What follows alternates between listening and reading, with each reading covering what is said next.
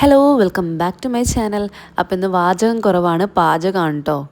കഴിഞ്ഞ വ്ളോഗിൽ ഞാൻ കാണിച്ചിട്ടുള്ള ഒരു ബീഫ് ബിരിയാണീൻ്റെ റെസിപ്പിയാണ് ഇന്ന് ഞാൻ കാണിക്കുന്നത്. അപ്പോൾ വ്ളോഗ് കാണാത്തവരുണ്ടെങ്കിൽ പെട്ടെന്ന് പോയിട്ട് കണ്ടുവെക്കുക. ഞാൻ താഴെ ഡിസ്ക്രിപ്ഷനിൽ ലിങ്ക് കൊടുക്കാം.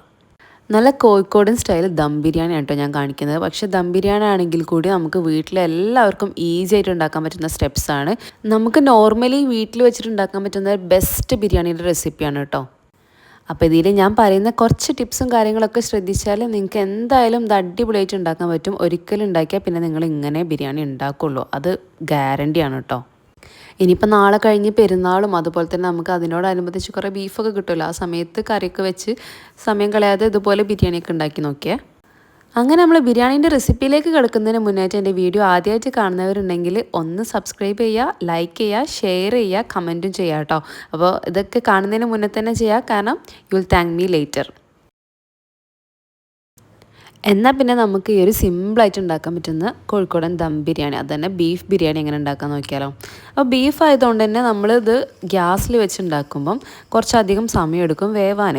അതുകൊണ്ട് നമുക്ക് ആദ്യം കുക്കറിലൊന്ന് ബീഫ് വേവിച്ചെടുക്കണം. അതിന് വേണ്ടിയിട്ട് ഇതാ കഴുകി വെച്ചിട്ടുള്ള ബീഫ് എടുത്തിട്ടുണ്ട്. അപ്പോൾ ബീഫ് എടുക്കുമ്പോൾ എല്ലോട് കൂടിയ നെയ്യോട് കൂടിയ പീസസ് തന്നെ എടുക്കാൻ ശ്രദ്ധിക്കുക. വെറുതെ ഇറച്ചി ഭാഗം മാത്രം എടുക്കരുത് കേട്ടോ. കാരണം കറക്റ്റ് ആ ഒരു എല്ലാ പീസും വരുമ്പോഴാണ് നല്ല ഫ്ലേവറും കാര്യങ്ങളൊക്കെ ഉണ്ടാവുള്ളൂ. ഇനി അതിലേക്ക് നമുക്ക് ബിരിയാണിയിലേക്ക് വേണ്ടിയിട്ടുള്ള ഉള്ളിയും കൂടി ചേർത്ത് കൊടുക്കാം കേട്ടോ. അപ്പോൾ ഞാനിപ്പോൾ ഉണ്ടാക്കുന്നത് 1 കിലോന് ബിരിയാണി അല്ല, പക്ഷേ നിങ്ങൾക്ക് ഞാൻ പറഞ്ഞു തരാൻ പോകുന്ന 1 കിലോ ബിരിയാണിക്കുള്ള അളവാണ്.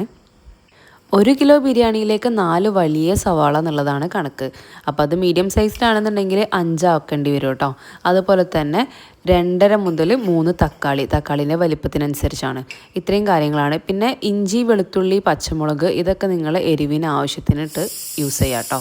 അങ്ങനെ നമ്മൾ കുക്കറിലേക്ക് ഇതാ ബീഫ് ആഡ് ചെയ്തെടുത്തിട്ടുണ്ട്. അതിൻ്റെ കൂടെ തന്നെ ഉള്ളി ചേർക്കുകയാണ് കേട്ടോ. അപ്പോൾ ഉള്ളി എത്ര ചേർക്കുന്നത് വെച്ചാൽ 4 വലിയ സവാളയിൽ നിന്ന് നമ്മൾ ഒരു മുക്കാൽ സവാള പൊരിക്കാൻ വേണ്ടി മാറ്റി വെച്ചിട്ടുണ്ട്. ബാക്കി വരുന്ന സവാള അതിലേക്ക് ചേർക്കുക. അതുപോലെ തന്നെ 1.5 ടേബിൾ സ്പൂൺ ഇഞ്ചി, വെളുത്തുള്ളി, പച്ചമുളക് ചതച്ച ആ ഒരു പേസ്റ്റും പിന്നെ അതിലേക്ക് കുറച്ച് മീറ്റ് മസാലയാണ് ഈ ഒരു സമയത്ത് ആഡ് ചെയ്ത് കൊടുക്കുന്നത് കേട്ടോ. അപ്പോൾ ഈ ഒരു മീറ്റ് മസാല നിങ്ങൾക്ക് വേണമെങ്കിൽ സ്കിപ്പ് ചെയ്യുക. അതിന് പകരം കുറച്ച് മഞ്ഞൾപ്പൊടി, അതായത് 1 ടേബിൾ സ്പൂൺ മല്ലിപ്പൊടി, ഒരു 1/2 ടീസ്പൂൺ മഞ്ഞൾപ്പൊടി, ഒരു 1/2 ടീസ്പൂൺ മുളക് പൊടി, ഇത്രയും കാര്യങ്ങൾ കൂടി ചേർത്താൽ മതി. പിന്നെ അതിലേക്ക് ഒരു 1/2 ടീസ്പൂൺ ഗരം മസാലയും കൂടി ചേർക്കാം കേട്ടോ. അപ്പോൾ ഞാനിപ്പോൾ മീറ്റ് മസാല യൂസ് ചെയ്തുകൊണ്ട് ഇത്രയും കാര്യങ്ങൾ സ്കിപ്പ് ചെയ്തിട്ടുണ്ട്. 2 ടേബിൾ സ്പൂൺ മീറ്റ് മസാലയാണ് യൂസ് ചെയ്തിട്ടുള്ളത്. പിന്നെ ഒരു വലിയ നാരങ്ങ പിഴിഞ്ഞിട്ട് നീര് മൊത്തം അതിലേക്ക് ഒഴിച്ചിട്ടുണ്ട് കേട്ടോ. അപ്പോൾ 1 കിലോയിലേക്ക് ഒരു ചെറുനാരങ്ങ മതി. ഇനി അതിലേക്ക് ഒരു 2-3 ടേബിൾ സ്പൂൺ ഓയിലും കൂടി ഒഴിക്കുന്നുണ്ട്. നമ്മൾ മസാല വാട്ടുന്ന സമയത്ത് എത്ര ഓയിലാണോ ഒഴിക്കുക അതിൽ നിന്ന് കുറച്ചിട്ട് അത്രയും ഓയിലും കൂടി ഒഴിക്കുക. ആവശ്യത്തിനുള്ള ഉപ്പും കൂടി ചേർത്ത് കൊടുക്കുക കേട്ടോ. എന്നിട്ട് കൈവച്ച് നന്നായിട്ട് മിക്സാക്കി എടുക്കുക. ഇനി ഒരു തുള്ളി പോലും വെള്ളം ചേർക്കേണ്ട ആവശ്യമില്ല. ഇതുപോലെ തന്നെ നന്നായിട്ട് കൈവച്ച് മിക്സ് ചെയ്തതിന് ശേഷം ഹൈ ഫ്ലെയിമിൽ 2 വിസിലും ലോ ഫ്ലെയിമിൽ ഒരു 3-4 വിസിൽ അടുപ്പിച്ചെടുക്കുക കേട്ടോ. അത് ബീഫിൻ്റെ മുറ്റിനനുസരിച്ചിരിക്കും. നല്ല എന്താ പറയുക, മൂത്ത ബീഫാണെങ്കിൽ കുറച്ചധികം വിസിലടുപ്പിക്കേണ്ടി വരും. അപ്പം ഒരു നോർമൽ കണക്ക് പറയുകയാണെന്നുണ്ടെങ്കിൽ ഹൈ ഫ്ലെയിമിൽ 2 വിസിലും ലോ ഫ്ലെയിമിൽ ഒരു 3 വിസിലും അടുപ്പിച്ചെടുക്കുക.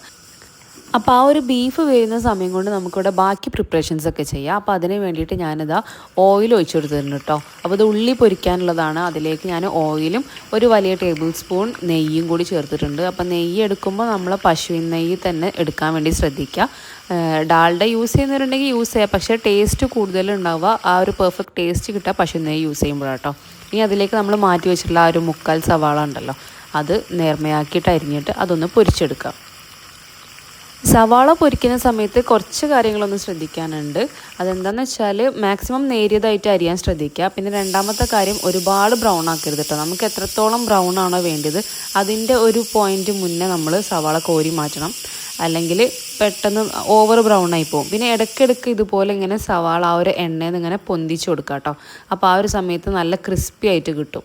എയർ ആയിട്ട് കോണ്ടാക്റ്റ് വരുന്ന സമയത്ത് അത്യാവശ്യം നല്ല ക്രിസ്പി ആയിട്ട് വരും. പിന്നെ ഇതുപോലെ ഇടയ്ക്കിടയ്ക്ക് ഇളക്കി കൊടുക്കുമ്പോൾ തന്നെയാണ് നമുക്ക് എല്ലാ ഭാഗത്തും ഒരേ രീതിയിൽ കളർ ചേഞ്ചായി വരുള്ളൂ. അപ്പോൾ ഇത് ഓൾമോസ്റ്റ് ആയി എന്ന് തോന്നിയപ്പോൾ ഞാൻ അതിലേക്ക് ഉണക്കമുന്തിരി ചേർത്ത് കൊടുക്കുകയാണ് കേട്ടോ. അപ്പോൾ അണ്ടിപ്പരിപ്പ് ഉണ്ടെങ്കിൽ അത് ഇതിന് മുന്നേ ചേർത്ത് കൊടുക്കുക. എൻ്റെ കയ്യിൽ അണ്ടിപ്പരിപ്പ് ഇല്ലായിരുന്നു കേട്ടോ. അപ്പോൾ ഞാൻ ജസ്റ്റ് ഉണക്കമുന്തിരി മാത്രം വെച്ചിട്ട് അഡ്ജസ്റ്റ് ചെയ്യാണ്. പിന്നെ കണ്ടില്ലേ, ഈ ഒരു കളറാകുമ്പോൾ ഞാൻ കോരി മാറ്റുന്നുണ്ട്. അപ്പോൾ അത് കറക്റ്റ് ആവും കുറച്ചൊക്കെ സമയം കഴിയുമ്പോഴത്തേക്കും കേട്ടോ. പിന്നെ ഈ പറഞ്ഞ കാര്യങ്ങളൊക്കെ ഒരു മീഡിയം ഫ്ലെയിമിലിട്ടിട്ടാട്ടോ ചെയ്യുന്നത്. ഓവർ ഹൈ ഫ്ലെയിമും അല്ല ലോ ഫ്ലെയിമും അല്ല. പിന്നെ നമ്മൾ കോരുന്ന സമയത്ത് ഒരിക്കലും തീ കുറച്ച് വെക്കരുത്. കോരുന്ന സമയത്ത് എപ്പോഴും തീ നല്ല മാക്സിമത്തിലോ അല്ലെങ്കിൽ മീഡിയം ഫ്ലെയിമിൽ തന്നെ ഇടുക. കാരണം അപ്പോഴാണ് എണ്ണ കുടിക്കാതെ നമുക്ക് കാര്യങ്ങളൊക്കെ കിട്ടുള്ളൂ. അങ്ങനെ നമ്മൾ ഉള്ളി, അണ്ടി, മുന്തിരി അങ്ങനെയുള്ള കാര്യങ്ങളൊക്കെ നമ്മൾ പൊരിച്ച് കോരിയിട്ടുണ്ട്. ഇനി നമുക്ക് ഇതേ സെയിം ഓയിൽ യൂസ് ചെയ്തിട്ട് നെയ്ച്ചോറ് ഉണ്ടാക്കണം കേട്ടോ. അപ്പോൾ ചില ആൾക്കാർ നെയ്ച്ചോറ് വെക്കുന്നതിന് പകരം ചോറ് തിളപ്പിച്ച് ഊറ്റിയിട്ട് ബിരിയാണി വെക്കുന്നവരുണ്ട്. പക്ഷേ അതിനേക്കാളും എപ്പോഴും ബെസ്റ്റ് നെയ്ച്ചോറ് വെച്ചിട്ട് ബിരിയാണി ഉണ്ടാക്കുന്നതാണ് ടേസ്റ്റ് വൈസ് കേട്ടോ. അപ്പോൾ അങ്ങനെ ചെയ്യാത്തവരുണ്ടെങ്കിൽ എന്തായാലും ചെയ്ത് നോക്കിക്കോ. അപ്പോൾ നെയ്ച്ചോറ് വെക്കാൻ വേണ്ടിയിട്ട് ഇത് അതേ ഓയിലിലേക്ക് തന്നെ ഞാൻ കുറച്ച് ഹോൾ സ്പൈസസ് ഇട്ട് കൊടുക്കുന്നുണ്ട്. കുറച്ച് കറാമ്പട്ട, ഗ്രാമ്പു, ഒരു 2 വലിയ സ്പൂണ് കറാമ്പട്ട, 3-4 ഗ്രാമ്പു, അതുപോലെ തന്നെ 3-4 ഏലക്ക. ഇത്രയും കാര്യങ്ങളാണ് ഹോൾ സ്പൈസ് ആയിട്ട് ചേർത്ത് കൊടുക്കുന്നത് കേട്ടോ. അപ്പോൾ അത് അത്യാവശ്യം നല്ല മൂത്ത സ്മെല്ല് വന്ന് കഴിയുമ്പോൾ നമുക്കതിലേക്ക് കഴുകി വാർത്ത് വെച്ചിട്ടുള്ള അരി ചേർത്ത് കൊടുക്കുക. അപ്പോൾ അരി നേരത്തെ കഴുകി വാർത്ത് വെച്ചിട്ടുള്ളതാണ്, വെള്ളത്തിലിട്ട് വെക്കേണ്ട ആവശ്യമൊന്നുമില്ല കേട്ടോ. പിന്നെ അരി എടുക്കുമ്പോൾ ശ്രദ്ധിക്കേണ്ട കാര്യം എന്താണെന്ന് വെച്ചാൽ ഞാനിപ്പോൾ ഇതിൽ യൂസാക്കിയത് ജോക്കർ കോല റൈസാണ്. അപ്പോൾ അതും നമുക്ക് എടുക്കാം. പക്ഷേ എന്നാലും ബിരിയാണിക്ക് എപ്പോഴും ബെസ്റ്റ് എന്ന് പറഞ്ഞാൽ ജീരകശാല അല്ലെങ്കിൽ കൈമ റൈസാണ് കേട്ടോ. അപ്പോൾ ഈ 2 അരി കിട്ടില്ല എന്നുണ്ടെങ്കിൽ മാത്രം നിങ്ങൾ ജോക്കർ കോല എടുത്താൽ മതി. ഞാനിപ്പോൾ ഓൾറെഡി ഇവിടെ പാക്കറ്റ് പൊട്ടിച്ചത് ഉണ്ടായതുകൊണ്ടാണ് ഞാൻ അതെടുത്തത് കേട്ടോ. നോർമലി ഞാൻ നെയ്ച്ചോറ് വെക്കാനാണ് ജോക്കർ കോല എടുക്കുക. ബിരിയാണി വെക്കുന്ന സമയത്ത് കൈമ അല്ലെങ്കിൽ ജീരകശാല തന്നെയാണ് എടുക്കൽ കേട്ടോ. അപ്പോൾ അതാണ് ആ ഒരു അരിക്ക് തന്നെ ഒരു സ്പെഷ്യൽ ഫ്ലേവർ ഉണ്ട്. അപ്പോൾ നിങ്ങൾ അങ്ങനെ യൂസ് ചെയ്യാത്തവരുണ്ടെങ്കിൽ അത് വാങ്ങി യൂസ് ചെയ്ത് നോക്കാം കേട്ടോ. ഇനി ഈ ഒരു അരിയും നമ്മൾ ഈ ഒരു നെയ്യിലിട്ടിട്ട് നന്നായിട്ട് റോസ്റ്റാക്കി എടുക്കുകയാണ്. അരിയൊക്കെ ഇങ്ങനെ എന്താ പറയുക ക്രിസ്പി ആയിട്ട് വരുന്ന പോലെ നമുക്ക് ഫീൽ ആവും. ഏകദേശം ആ ഒരു ലെവലിലേക്ക് നല്ല ബ്രൗൺ കളറൊന്നും ആവണ്ട, അരിയൊക്കെ നല്ല ക്രിസ്പി ആയിട്ട് വരുന്ന ആ ഒരു സമയമാകുമ്പോൾ നമുക്കിതിലേക്ക് വെള്ളം ഒഴിച്ച് കൊടുക്കാം കേട്ടോ. അപ്പോൾ വെള്ളം ഒഴിക്കുമ്പോൾ കുക്കറിലാണ് നിങ്ങൾ വെക്കുന്നതെന്നുണ്ടെങ്കിൽ 1 കപ്പ് അരിക്ക് 1.5 കപ്പ് വെള്ളം എന്നുള്ള രീതിയിൽ എടുത്താൽ മതി. അല്ല ഇതുപോലെ സെപ്പറേറ്റ് പാനിലാണ് നിങ്ങൾ ഗീ റൈസ് ഉണ്ടാക്കുന്നതെന്നുണ്ടെങ്കിൽ 1 കപ്പ് അരിക്ക് 2 കപ്പ് വെള്ളം എന്നുള്ള രീതിയിൽ തന്നെ വെള്ളം ഒഴിച്ചു കൊടുക്കുക. പിന്നെ വെള്ളം ഒഴിക്കുന്ന സമയത്ത് നല്ല ചൂടുള്ള വെള്ളം തന്നെ ഒഴിച്ചു കൊടുക്കാൻ വേണ്ടി ശ്രമിക്കുക കേട്ടോ. പച്ചവെള്ളം ഒഴിക്കുന്നതിനേക്കാളും എപ്പോഴും നല്ലത് ചൂടുള്ള വെള്ളം ഒഴിക്കുകയാണ്. പിന്നെ വെള്ളം ഒഴിക്കുമ്പോൾ നമ്മളിത് റോസ്റ്റ് ആക്കിയതുകൊണ്ട് തന്നെ അരിയൊക്കെ ഇങ്ങനെ കട്ട പിടിച്ച പോലെ ഉണ്ടാകും ഫസ്റ്റ് ഒഴിക്കുമ്പോൾ. പിന്നെ അതിങ്ങനെ ഇളക്കി കൊടുക്കുമ്പോൾ സെറ്റ് ആയിക്കോളൂ കേട്ടോ. ഈ ഒരു സമയത്ത് തന്നെ ഇതിലേക്ക് വേണ്ട ഉപ്പും കൂടി ചേർത്ത് കൊടുക്കുക. പിന്നെ ഉപ്പ് കറക്റ്റ് പറയാൻ പറ്റില്ല. ഉപ്പ് നമ്മൾ ചേർത്തൊന്ന് ഇളക്കിയതിന് ശേഷം ഒന്ന് ടേസ്റ്റ് ചെയ്ത് നോക്കുക. ഉപ്പിൻ്റെ ആ ടേസ്റ്റ് ചെറുതായിട്ടൊന്ന് മുന്നിൽ നിൽക്കണം കേട്ടോ. ചോറ് വെക്കുന്ന സമയത്ത് നമ്മൾ സാധാരണ കറിക്കൊക്കെ ടേസ്റ്റ് ചെയ്യുന്ന പോലെ ഉപ്പിട്ടാൽ ചോറ് വെക്കുമ്പം അത്ര ഉപ്പ് ഉണ്ടാവില്ല. ചെറുതായിട്ടൊന്ന് മുന്നിൽ നിൽക്കണം എന്ന് കരുതി ഓവറാക്കും വേണ്ട കേട്ടോ. അങ്ങനെ നമ്മൾ അത്യാവശ്യം വേണ്ട കാര്യങ്ങളൊക്കെ നെയ്ച്ചോറിലേക്കുള്ളതൊക്കെ ഇട്ട് കൊടുത്തിട്ടുണ്ട്.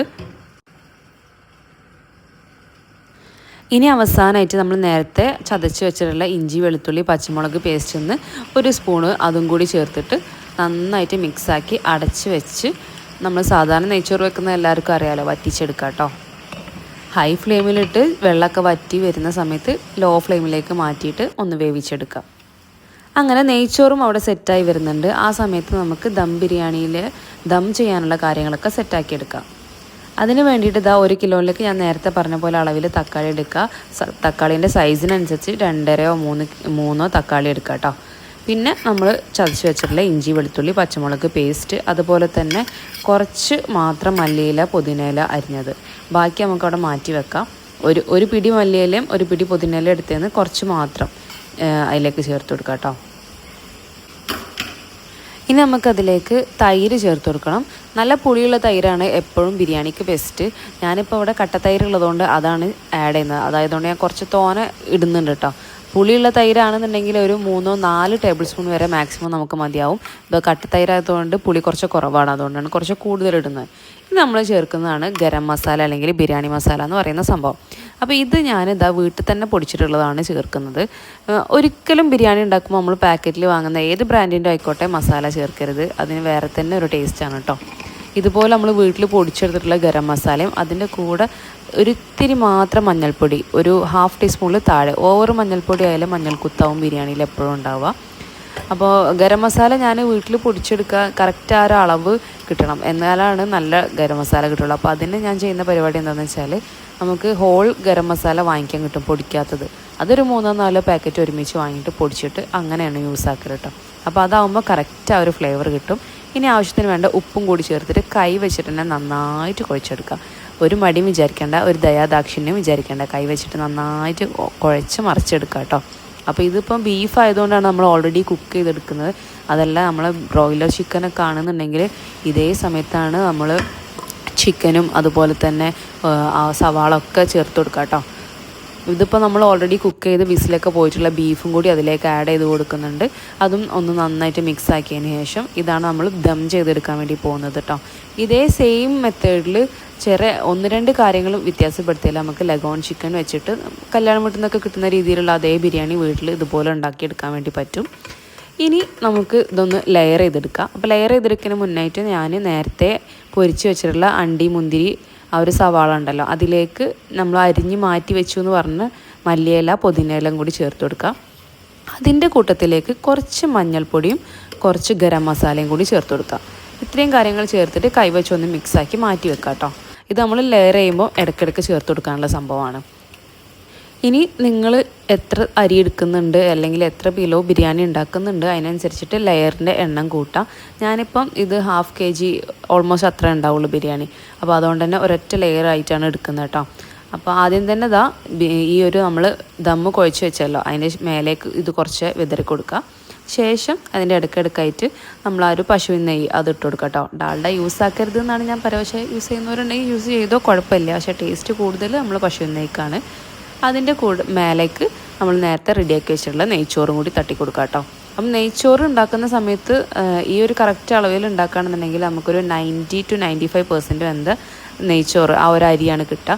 കാരണം തീരെ വേവാതിരിക്കാൻ പറ്റില്ല. കാരണം തമ്മിലിരുന്നിട്ട് നമ്മൾ ചോറ് അധികം വേവാനൊന്നും പോകുന്നില്ല. എന്ന് വെച്ച് ഓവർ വെന്ത് കുഴയാനും പാടില്ല. ആവിയിൽ നിന്നിട്ട് എന്തായാലും ഒന്ന് സോഫ്റ്റനാവും.